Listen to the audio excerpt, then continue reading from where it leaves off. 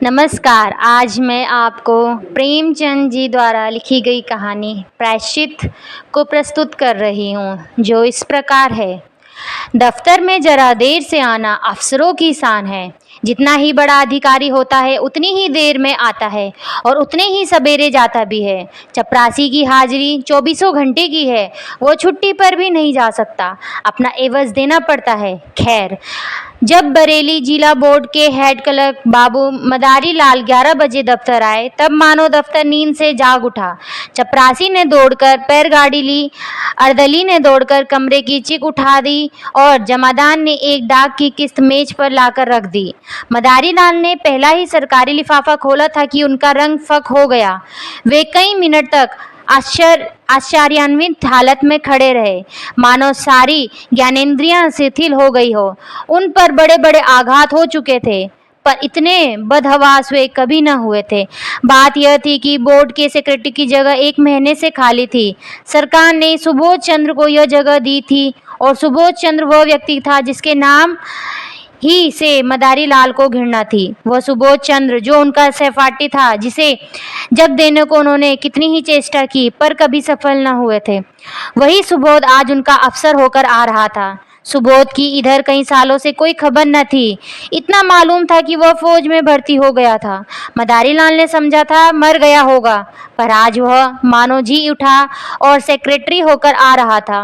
मदारी लाल को उसकी मातहती में काम करना पड़ेगा, इस अपमान से तो मर जाना कहीं अच्छा था। सुबोध को स्कूल और कॉलेज की सारी बातें अवश्य ही याद होंगी। मदारी लाल ने उसे कॉलेज से निकलवा देने के लिए कई बार मंत्र चलाए, झूठे आरोप लगाए, बदनाम किया। क्या सुबोध सब कुछ भूल गया होगा? नहीं, कभी नहीं। वह आते ही पुरानी कसर निकालेगा। मदारी बाबू को अपनी प्राण रक्षा का कोई उपाय न सूझता था। मदारी और सुबोध के ग्रहों में ही विरोध था। दोनों एक ही दिन एक ही पाठशाला में भर्ती हुए थे और पहले ही दिन से दिल में ईर्ष्या और द्वेष की वह चिंगारी पड़ गई थी, जो आज 20 वर्ष बीतने पर भी न बुझी थी। सुबोध का अपराध यही था कि वह मदारी लाल से हर एक बात में बड़ा हुआ था। डील डोल, रंग रूप, रीति व्यवहार, विद्या बुद्धि, ये सारे मैदान उसके हाथ थे। मदारी लाल ने उसका यह अपराध कभी क्षमा नहीं किया। सुबोध 20 वर्ष तक निरंतर उसके हृदय का कांटा बना रहा। जब सुबोध डिग्री लेकर अपने घर चला गया और मदारी फेल होकर इस दफ्तर में नौकर हो गए, तब उनका चित्त शांत हुआ। किंतु जब यह मालूम हुआ कि सुबोध बसरे जा रहा है, तब तो मदारी लाल का चेहरा खिल उठा था। उनके दिल से वह पुरानी फांस निकल गई। पर हाँ, हतभाग्य, आज वह पुराना नासूर सद्गुण टीस और जलन के साथ खुल गया। आज उनकी किस्मत सुबोध के हाथ में थी। ईश्वर इतना अन्यायी है, विधि इतना कठोर। जब जरा चित्त शांत हुआ, तब मदारी ने दफ्तर के क्लर्कों को सरकारी हुक्म सुनाते हुए कहा, अब आप लोग जरा हाथ पांव संभाल कर रहिएगा। सुबोध चंद्र वे आदमी नहीं है जो भूलों को क्षमा कर दे। एक क्लर्क ने पूछा, क्या बहुत सख्त हैं? मदारी लाल ने मुस्कुराकर कहा, वह तो आप लोगों को 2-4 दिन में ही मालूम हो जाएगा। मैं अपने मुंह से किसी की क्यों शिकायत करूं? बस चेतावनी दे दी कि हाथ पांव संभाल कर रहिएगा। आदमी योग्य है, पर बड़ा ही क्रोधी, बड़े ही दंभी। गुस्सा तो उसकी नाक पर रहता है। खुद हजारों हजम कर जाए और डकार तक न ले, पर क्या मजाल कि माहत एक कौड़ी भी हजम करने पाए। ऐसे आदमी से ईश्वर ही बचाए। मैं तो सोच रहा हूँ कि छुट्टी लेकर घर चला जाऊँ। दोनों वक्त घर पर हाजिरी बजानी होगी। आप लोग आज सरकार के नौकर नहीं, सेक्रेटरी साहब के नौकर हैं। कोई उनके लड़के को पढ़ाएगा, कोई बाजार से सौदा सुलूप लाएगा और कोई उन्हें अखबार सुनाएगा, और चपरासियों के तो शायद दफ्तर में दर्शन ही न हो। इस प्रकार सारे दफ्तर को सुबोध चंद्र की तरफ से भड़काकर मदारी लाल ने अपना कलेजा ठंडा किया। इसके 1 सप्ताह बाद सुबोध चंद्र गाड़ी से उतरे, तब स्टेशन पर दफ्तर के सब कर्मचारियों को हाजिर पाया।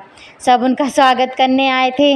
मदारी लाल को देखते हुए सुबोध लपक कर उनके गले से लिपट गए और बोले, तुम खूब मिले भाई, यहाँ कैसे आए? ओह, आज एक युद्ध के बाद भेंट हुई। मदारी लाल बोला, यहाँ जिला बोर्ड के दफ्तर में हेड क्लर्क हूँ।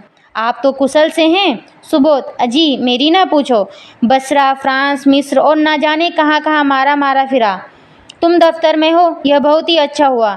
मेरी तो समझ ही में ना आता था कि कैसे काम चलेगा। मैं तो बिल्कुल कोरा हूँ, मगर जहाँ जाता हूँ मेरा सौभाग्य ही मेरे साथ जाता है। बसरे में सभी अफसर खुश थे। फ्रांस में भी खूब चेन किए। 2 साल में कोई 25,000 रुपये बना लिया और सब उड़ा दिया। वहाँ से आकर कुछ दिनों को ऑपरेशन दफ्तर में मटर गश्ती करता रहा। यहाँ आया तब तुम मिल गए क्लर्कों को देखकर। ये लोग कौन हैं? मदारी के हृदय में बर्छिया सी चल रही थी।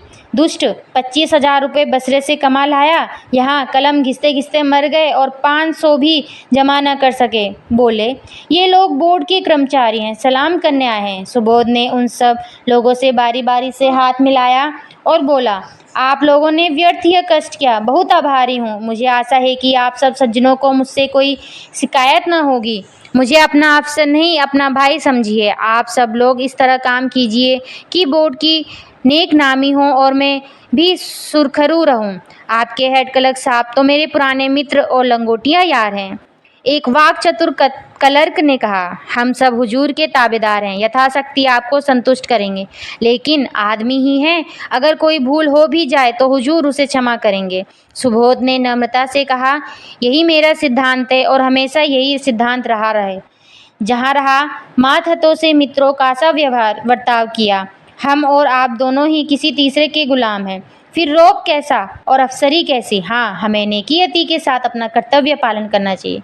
जब सुबोध से विदा होकर कर्मचारी लोग चले, तब आपस में बातें होने लगी। आदमी तो अच्छा मालूम होता है। हेड क्लर्क के कहने से तो ऐसा मालूम होता था कि सबको कच्चा ही खा जाएगा। पहले तो सभी ऐसी बातें करते हैं, ये दिखाने के दांत हैं। सुबोध को आए 1 महीना गुजर गया। बोर्ड के क्लर्क, अर्दली, चपरासी सभी उसके बर्ताव से खुश हैं। वह इतना प्रसन्न चित्त है, इतना नम्र है कि जो उससे एक बार मिलता है सदैव के लिए उसका मित्र हो जाता है। कठोर शब्द तो उसकी जबान पर आता ही नहीं। इनकार को भी वह अप्रिय नहीं होने देता, लेकिन द्वेष की आंखों में गुण और भी भयंकर हो जाता। सुबोध के ये सारे सद्गुण मदारी लाल की आंखों में खटकते रहते हैं। उसके विरुद्ध कोई ना कोई गुप्त षड्यंत्र रचते ही रहते हैं। पहले कर्मचारियों को भड़काना चाहा, सफल न हुए। बोर्ड के मेंबरों को भड़काना चाहा, मुंह की खाए। ठेकेदारों को उभारने का बीड़ा उठाया, लज्जित होना पड़ा। वे चाहते थे कि भूस में आग लगाकर दूर से तमाशा देखे। सुबोध से यूं हंसकर मिलते, यूं चिकनी चुपड़ी बातें करते, मानो उसके सच्चे मित्रों, पर घात में लगे रहते। सुबोध में सब गुण थे, पर आदमी पहचानता न जानते थे। वे मदारी लाल को अपना दोस्त समझते हैं। एक दिन मदारी लाल सेक्रेटरी साहब के कमरे में गए, तब कुर्सी खाली देखी। वे किसी काम से बाहर चले गए थे। उनकी मेज पर 5,000 के नोट पुलिंदों में बंधे हुए थे। बोर्ड की मदरसों के लिए कुछ लकड़ी का सामान बनवाया गया था, उसी के दाम थे। ठेकेदार वसूली के लिए बुलाया गया था। आज ही सेक्रेटरी साहब ने चेक भेजकर खजाने से रुपए मंगवाए थे। मदारी लाल ने बरामदे में झांक कर देखा, सुबोध का कहीं पता नहीं। उसकी नीयत बदल गई। ईर्ष्या में लोभ का सम्मिश्रण हो गया। कांपते हुए हाथों से पुलिंदे उठाए, पतलून की दोनों जेबों में भरकर तुरंत कमरे से बाहर निकले और चपरासी को पुकार कर बोले, बाबूजी भीतर हैं? चपरासी आज ठेकेदार से कुछ वसूल करने की खुशी में फूला हुआ था। सामने वाला तमोली की दुकान से आकर बोला, जी नहीं, कचहरी में किसी से बातें कर रहे हैं, अभी अभी तो गए हैं। मदारी लाल ने दफ्तर में आकर एक क्लर्क से कहा, यह मिसिल ले जाकर सेक्रेटरी साहब को दिखाओ। क्लर्क मिसिल लेकर चला गया। जरा देर में लौटकर बोला, सेक्रेटरी साहब कमरे में न थे, फाइल मेज पर रख आया हूँ। मदारी लाल ने मुंह सिकुड़कर कहा, कमरा छोड़कर कहाँ चले जाया करते हैं? किसी दिन धोखा उठाएंगे। क्लर्क ने कहा, उनके कमरे में दफ्तर वालों के सिवा और जाता ही कौन है? मदारी लाल ने तीव्र स्वर में कहा, क्यों, क्या दफ्तर वाले सबके सब देवता हैं?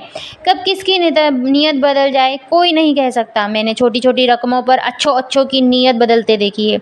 इस वक्त हम सभी साह हैं, लेकिन अवसर पाकर शायद ही कोई चूके। मनुष्य की यही प्रकृति है। आप जाकर उनके कमरे के दोनों दरवाजे बंद कर दीजिए। क्लर्क ने टालकर कहा, चपरासी तो दरवाजे पर बैठा हुआ है। मदारी लाल ने झुंझलाकर कहा, आपसे मैं जो कहता हूँ वह कीजिए।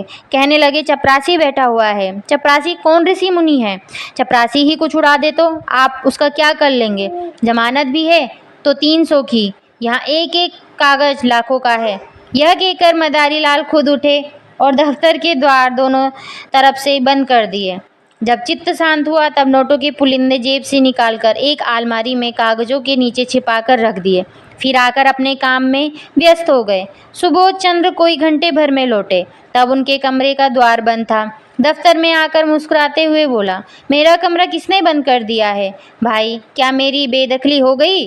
मदारी लाल ने खड़े होकर मृदु तिरस्कार दिखाते हुए कहा, साहब, गुस्ताखी माफ़ हो।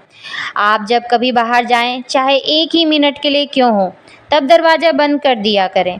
आपकी मेज पर रुपए, पैसे और सरकारी कागज बिखरे पड़े रहते हैं, न जाने किस वक्त किसकी नीयत बदल जाए।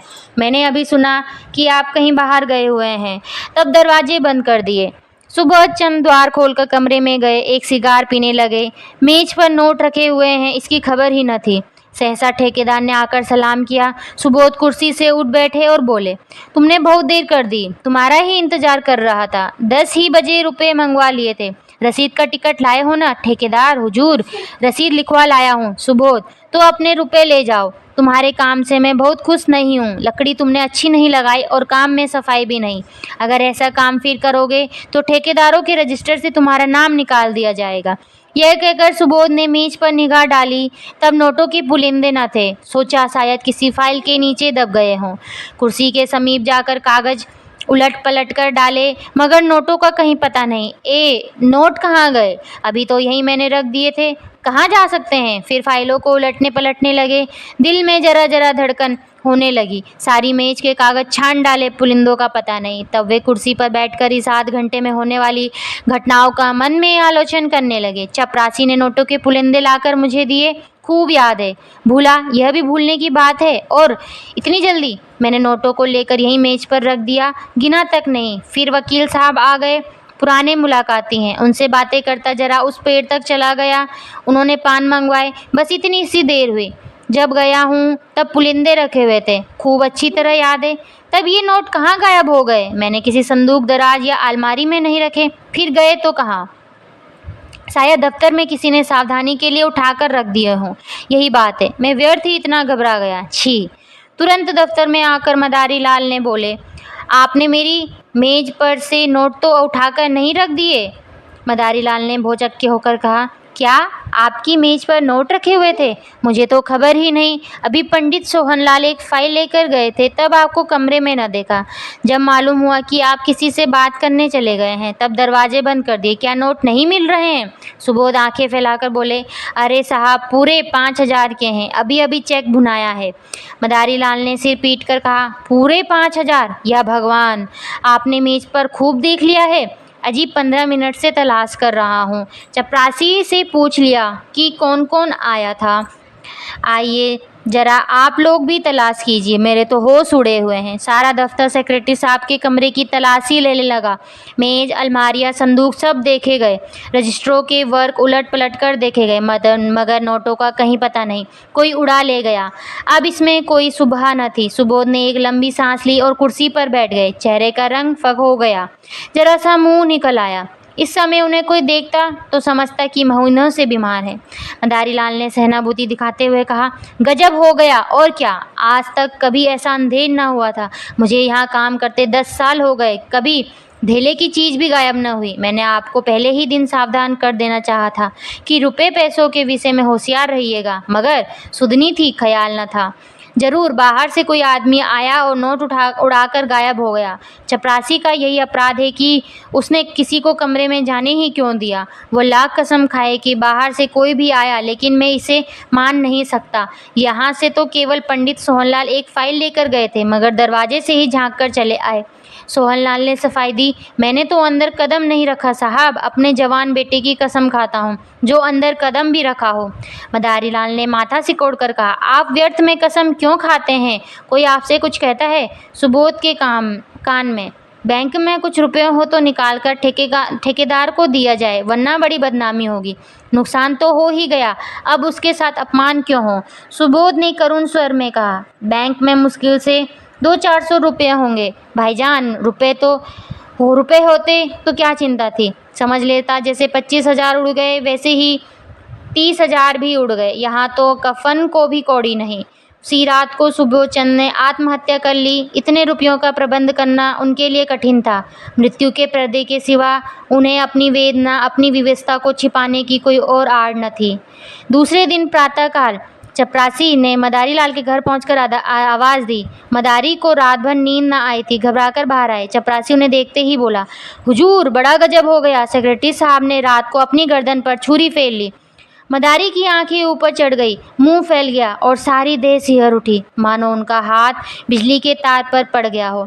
छुरी फेर ली? जी हाँ, आज सवेरे मालूम हुआ। पुलिस वाले जमा हैं, आपको बुलाया है।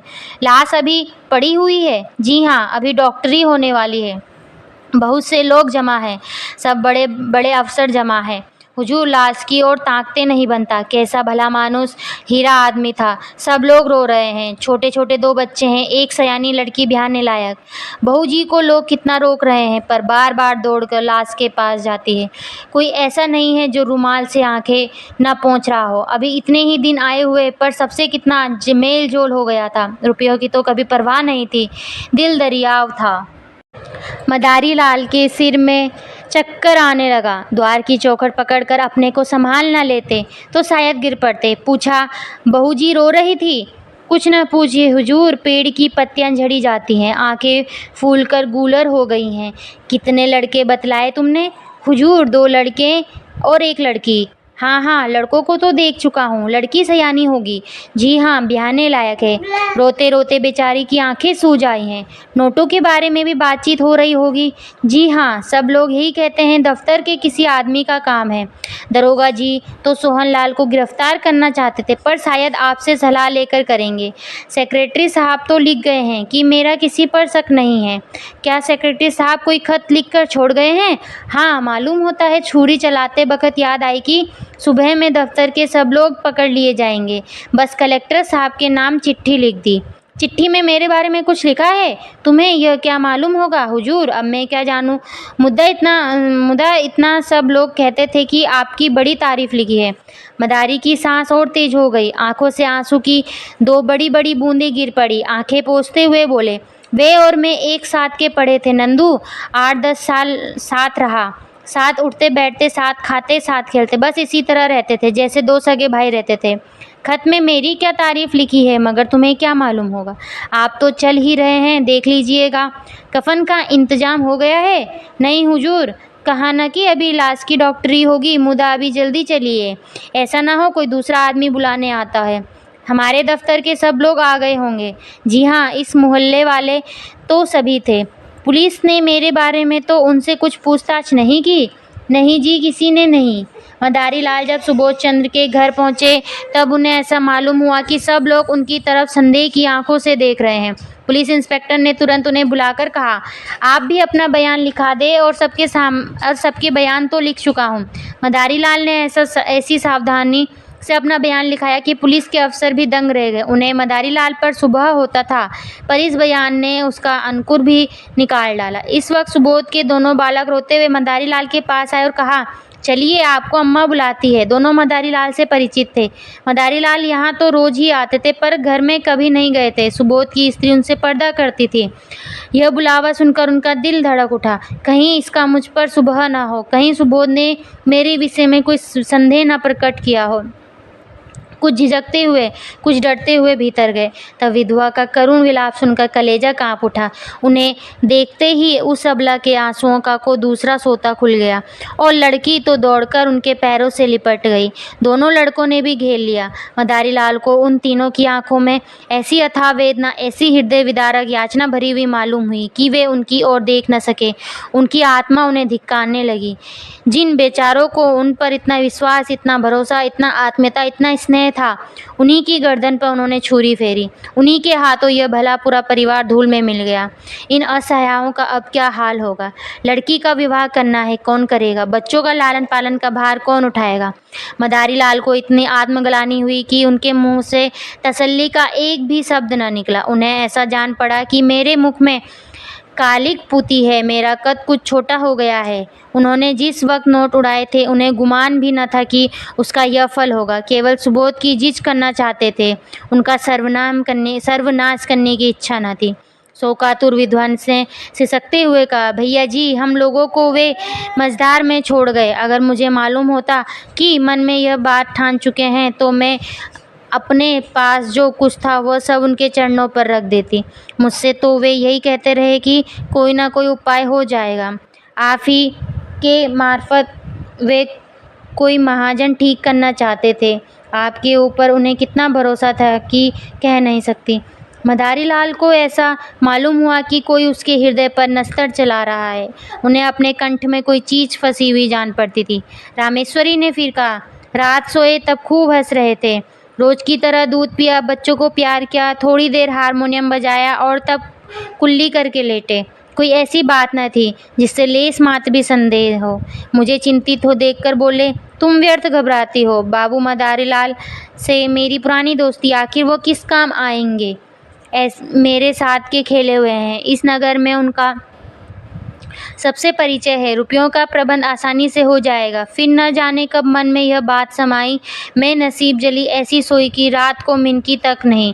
क्या जानती थी कि वे अपनी जान पर खेल जाएंगे। मदारी लाल को सारा विश्व आंखों में तैरता हुआ मालूम हुआ। उन्होंने बहुत जब्त किया मगर आंसुओं के प्रभाव को न रोक सके।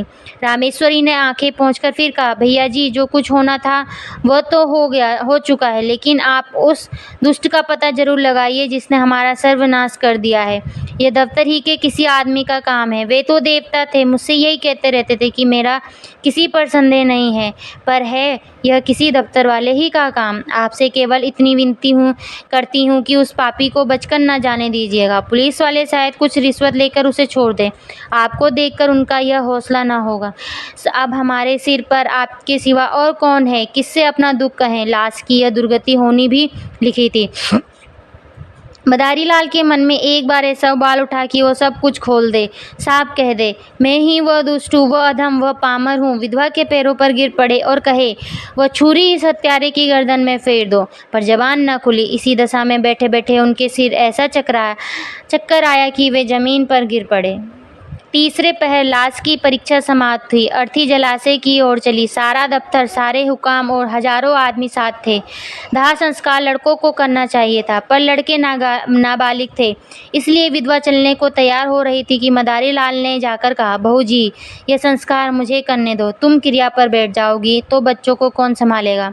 सुबोध मेरे भाई हैं। जिंदगी में उनके साथ कुछ सलूक न कर सका। अब जिंदगी के बाद मुझे दोस्ती का कुछ हक अदा कर देने दो। आखिर मेरा भी तो उन पर कुछ हक था। रामेश्वरी ने रोककर कहा, आपको भगवान ने बड़ा उदार हृदय दिया है भैया जी, नहीं तो मरने पर कौन किसको पूछता है। दफ्तर के और लोग जो आधी आधी रात तक हाथ बांधे खड़े रहते थे, झूठी बात पूछने पर न आए कि जरा ढाढ़स होता। मदारी लाल ने दाह संस्कार किया। 13 दिन पर क्रिया पर बैठे रहे। 13वें दिन पिंडदान हुआ। ब्राह्मणों ने भोजन किया, भिखारियों को अन्नदान दिया, मित्रों की दावत हुई और यह सब कुछ मदारी लाल ने अपने खर्च से किया। रामेश्वरी ने बहुत कहा कि आपने जितना किया उतना ही बहुत है। अब मैं आपको और जेर बार नहीं करना चाहती। दोस्ती का हक इससे ज़्यादा और कोई क्या अदा करेगा? मदारी लाल ने एक ना सुनी। सारे शहर में उसके यश की धूम मच गई। मित्र हो तो ऐसा हो। 16वें दिन विधवा ने मदारी लाल से कहा, भैया जी, आपने हमारे साथ जो उपकार का अनुग्रह किए हैं उनसे हम मरते दम तक ऋणी नहीं हो सकते। आपने हमारी पीठ पर हाथ न रखा होता तो न जाने हमारी क्या गति होती। कहीं रुख की भी छा तो नहीं थी। अब हमें घर जाने दीजिए। वहाँ देहात में खर्च भी कम होगा और कुछ खेतीबाड़ी का सिलसिला भी कर लूँगी। किसी न किसी तरह विपत्ति के दिन कट ही जाएंगे। इसी तरह हमारे ऊपर दया रखिएगा। मदारी लाल ने पूछा, घर पर कितनी जायदाद है? रामेश्वरी, जायदाद क्या है, एक कच्चा मकान है और 10-12 बीघे की काश्तकारी है। पक्का मकान बनवाना शुरू किया था मगर रुपए पूरे न पड़े, अभी अधूरा पड़ा हुआ है। 10-12 हज़ार खर्च हो गए और अभी छत पड़ने की नौबत नहीं आई। मदारी, कुछ रुपए बैंक में जमा हैं या बस खेती की ही सहारा है? विधवा, जमा तो एक पाई भी नहीं है भैया जी। उनके हाथ में रुपए रहने ही नहीं पाते थे, बस वही खेती का सहारा है। मदारी, तो उन खेतों में इतनी पैदावार हो जाएगी कि लगान भी अदा हो जाए और तुम लोगों की गुजर बसर भी हो। रामेश्वरी, और कर भी क्या सकते हैं भैया जी, किसी न किसी तरह जिंदगी तो काटनी ही है। बच्चे ना होते तो मैं जहर खा लेती। मदारी, और अभी बेटी का विवाह भी तो करना है। विधवा, उसके विवाह की अब कोई चिंता नहीं। किसानों में ऐसे बहुत से मिल जाएंगे जो बिना कुछ लिए दिए विवाह कर लेंगे। मदारी लाल ने एक क्षण सोचकर कहा, अगर मैं एक सलाह दूं तो उसे मानेंगी आप? रामेश्वरी, भैया जी आपकी सलाह ना मानूंगी तो किसकी सलाह मानूंगी, और दूसरा है ही कौन? मदारी, तो आप अपने घर जाने के बदले मेरे घर चलिए। जैसे मेरे बाल बच्चे रहेंगे वैसे ही आपके भी रहेंगे, आपको कष्ट न होगा। ईश्वर ने चाहा तो कन्या का विवाह भी किसी अच्छे कुल में हो जाएगा। विधवा की आंखें सजल हो गई, बोली, मगर भैया जी सोचिए। मदारी लाल ने बात काट कर कहा, मैं कुछ ना सोचूंगा और ना कुछ उज्र सुनूंगा। क्या दो भाइयों के परिवार एक साथ नहीं रहते? सुबोध को मैं अपना भाई समझता था और समझता रहूंगा। विधवा का कोई उज्र न सुना गया। मदारी लाल सबको अपने साथ ले गए और आज उस 10 साल से उनका पालन कर रहे हैं। दोनों बच्चे कॉलेज में पढ़ते हैं और कन्या का एक प्रतिष्ठित कुल में विवाह हो गया है। मदारी लाल और उनकी स्त्री तन मन से रामेश्वरी की सेवा करते हैं और उनके इशारों पर चलते हैं। मदारी लाल सेवा में अपने पाप का प्रायश्चित कर रहे हैं। धन्यवाद।